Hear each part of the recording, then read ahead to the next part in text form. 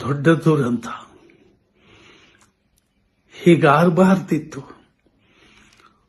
ಒಬ್ಬ ಶ್ರೇಷ್ಠ ನಟನಿಗೆ ಇದ್ದಾಗ ನಮ್ಮನ್ನು ಬಿಟ್ಟು ಹೋದಾಗಲೂ ಅವರಿಗೆ ಸಿಕ್ಕಬೇಕಾದ ಗೌರವ, ಸ್ಥಾನ, ಮಾನ ಯಾವುದೂ ಸಿಕ್ಕಿಲ್ಲ. ಮನಸ್ಸಿಗೆ ತುಂಬ ನೋವಾಗಿದೆ.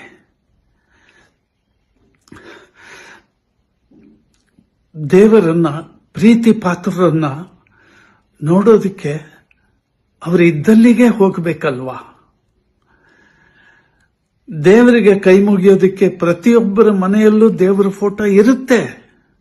ಆದರೂ ದೇವ ಮಂದಿರಕ್ಕೆ ಹೋಗಿ ದರ್ಶನ ಪಡೆದು ಕೈ ಮುಗಿದಾಗ ಸಿಕ್ಕುವ ಸಮಾಧಾನವೇ ಬೇರೆ.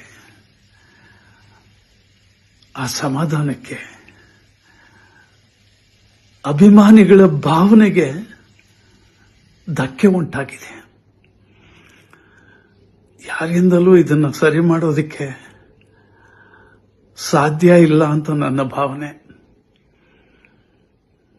ಯಾಕೆಂದ್ರೆ ಕಾನೂನಿಗೆ ಕರುಣೆ ಇಲ್ಲ. ಎಲ್ಲರೂ ತಲೆಬಾಗಲೇಬೇಕು.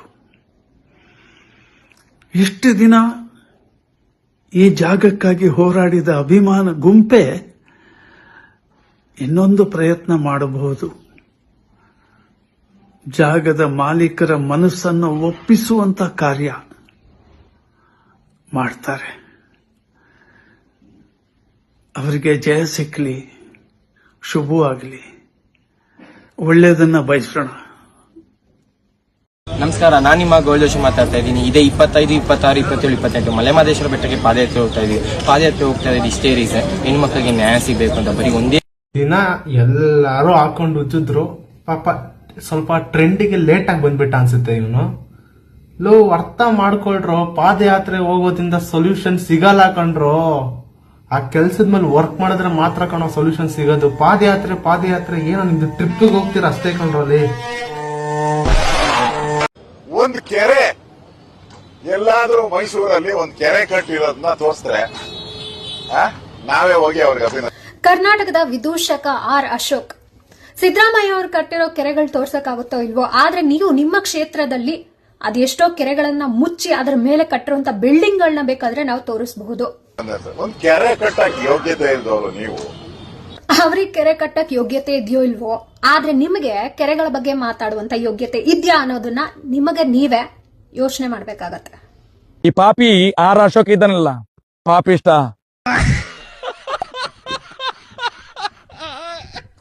ದುಡ್ಡೇ ಮಾಡಬೇಕು, ಅದಕ್ಕೋಸ್ಕರ ನಾವು ತೆಗ್ದಾಕಿದೀವಿ ಅಂದ್ರೆ ನಾನು ಹೇಳ್ತೀನಿ ಕೇಳಿ. ವಿಷ್ಣುದಾದ ಅವರು ಕೋಟಿ ಅಲ್ಲ, ಎಷ್ಟೋ $1 ಬಿಲಿಯನ್ ವರ್ತ್ ಇದೆ ಅವ್ರದ್ದು. ಅವ್ರು ಮಾಡಿರೋ ಸಾಧನೆ ಮುಂದೆ ಇವ್ಯಾವುದು ಕೋಟಿ ಗಟ್ಟಲೆ ದುಡ್ಡು ಯಾವುದು ದುಡ್ಡೇ ಅಲ್ಲ. ನೋಡಿ, ಒಂದ್ ಹೇಳ್ತೀನಿ, ಆ ಜಾಗದಲ್ಲಿ ನಾನೇನಾದ್ರೂ ನನ್ನ ಜಾಗ ಆಗಿದ್ದಿದ್ರೆ ಪ್ರತಿದಿನ ಹೋಗಿ ಆ ಜಾಗದಲ್ಲಿರುವಂತ ವೈಬ್ರೇಷನ್ಸ್ ನ, ಆ ಮಣ್ಣನ್ನ ಮುಟ್ಟಿ ಬರ್ತಾ ಇದ್ದೆ ನಾನು. ಅಷ್ಟು ಅದೃಷ್ಟ ಮಾಡಿತ್ತು. ಫ್ಲೈಟ್ ನಲ್ಲಿ ಊಸ್ ಬಿಡೋ ಆಗಿಲ್ಲ. 80,000 ಕೊಟ್ಟು ಟಿಕೆಟ್ ತಗೊಂಡಿದ್ದೀನಿ ಮೇಡಮ್. ಒಂದು ಊಸ್ ಬಿಡಬಾರ್ದ, ನಿಲ್ಸಿ ಫ್ಲೈಟ್. ನಾನು ಈಗಲೇ ಹೇಳಿದ್ದೀನಿ.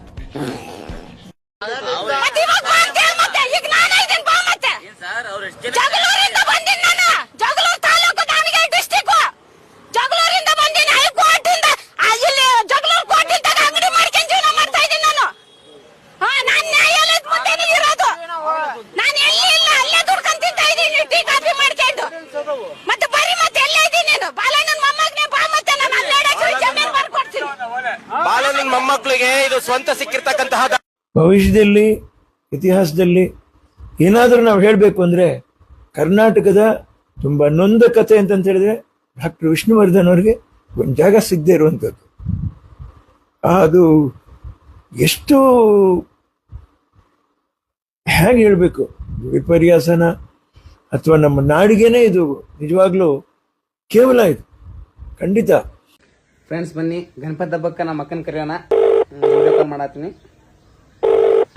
ಅಕ್ಕ ನೋಡಿ, ತಪ್ಪದೆ ನೀನು ಮಾವ ಮತ್ತೆ ಗಣಪತಿ ಹಬ್ಬಕ್ಕೆ ಬರ್ಬೇಕಾ? ಮತ್ತ ತಪ್ಪಿಸ್ಬೇಡ್ರಿ. ಎಲ್ಲೇ ಮಕ್ಕೊಂಡೇಲಿ, ಎಲ್ಲಿ ಅದ ತಪ್ಪದ ಬರ್ರಿ. ಹಲೋ, ಹೇಳಿ. ವಿನೋದ್ ಶೆಟ್ಟಿನ ಮಾತಾಡೋದು? ವಿನೋದ್ ಶೆಟ್ಟಿನೇ ಮಾತಾಡ್ತಿರೋದು. ಏನು ನಾನು ರಾಜವಂಶದ ಅಭಿಮಾನಿ ಕನ್ನಡಿಗೆ ಹೋಗಿ ಮಾತಾಡ್ತಾ ಇರೋದು. ಯಾರು ರಾಜ್ಕುಮಾರ್ ಫ್ಯಾಮಿಲಿನಾ? ಹಾ ಹಾ, ಓಕೆ. ಆಮೇಲೆ ಆಮೇಲೆ ಅಲ್ಲ, ವಿಡಿಯೋ ಮಾಡಿ ಹಾಕಿದ್ಯಲ್ಲ.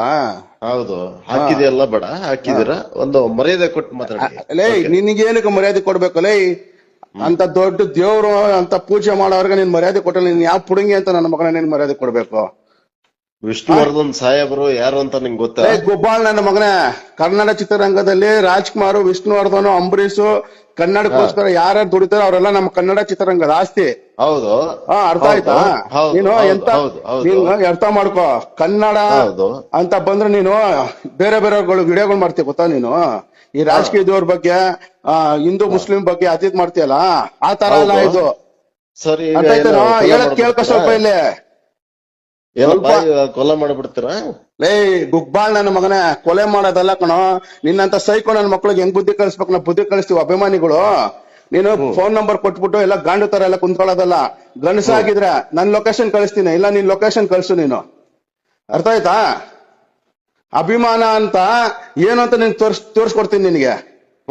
ಲೇ ನಿನಗೆ ನಿನ್ನ ಒಬ್ಬನಿಗೆ ಹೇಳ್ತಿಲ್ಲ. ಹೋಗ ಬರೋ ಲೇಗೆ ಎಲ್ಲ ಬೇಡ, ಒಂದ್ ನಿಮಿಷ ಕರೆಕ್ಟ್ ಆಗಿ ಮಾತಾಡಿದ್ರೆ ಚೆನ್ನಾಗಿರುತ್ತೆ. ಅಲ್ಲ ನಿನ್ನ ಹತ್ರ ಲೇ ನಿನ್ಗೆ ಹೇಳದ್ ಕೇಳ. ಇಲ್ಲಿ ನೀನು ಮರ್ಯಾದೆ ಕೊಟ್ಟು ನಿನ್ ಮರ್ಯಾದೆ ಅಣ್ಣವ್ರ ಬಗ್ಗೆ ನೀನ್ ಮಾತಾಡಿದ್ರೆ ನಿನ್ ಮರ್ಯಾದಿನ ಕೊಡ್ತಾ ಇದ್ದೆ ನಾನು. ನೀನೇನ್ ಮಾತಾಡಿದ್ಯಾ ಅಣ್ಣವ್ರ ಬಗ್ಗೆ ನೀನು? ಏನೋ ನಿನ್ ಗೊತ್ತು ನಿನ್ಗೆ? ಎಷ್ಟೋ ವಯಸ್ಸು ನಿನ್ಗೆ? ಲೈ ಗುಬಾಲ್, ಎಷ್ಟು ಏಜ್ ನಿನ್ಗೆ? ಹೇಳು. ನಿನ್ಗೆ ಏಜ್ ಎಷ್ಟು ಹೇಳು ಫಸ್ಟ್ ಆಫ್ ಆಲ್. ನಿನ್ಗೆ ಕುಡ್ಕೊಂಡ್ಬಿಟ್ಟು ರಾತ್ರಿ ಫೋನ್ ಮಾಡ್ಬೇಡ, ಚೆನ್ನಾಗಿರಲ್ಲ ಇದು. ನನ್ನ ಮಗನೇ, ನೀನ್ ಕಣ ಕುಡ್ಕ ಗ್ಯಾಂಜಾ ಗಿರಾಕಿ ನೀನು. ಯಾವಾಗಂದ್ರೆ ಅವಾಗ. ಅರ್ಥ ಆಯ್ತಾ? ನೀನು ಒಂದ್ ನಿಮಿಷ, ಯಾರ್ಯಾರು? ನೀನು ನನಗೆ ಹೇಳ್ಕೊಡ್ಬೇಡ ಅದನ್ನೆಲ್ಲ ಮಾಡ್ತೀಯ ಅಂತ. ಹಲೋ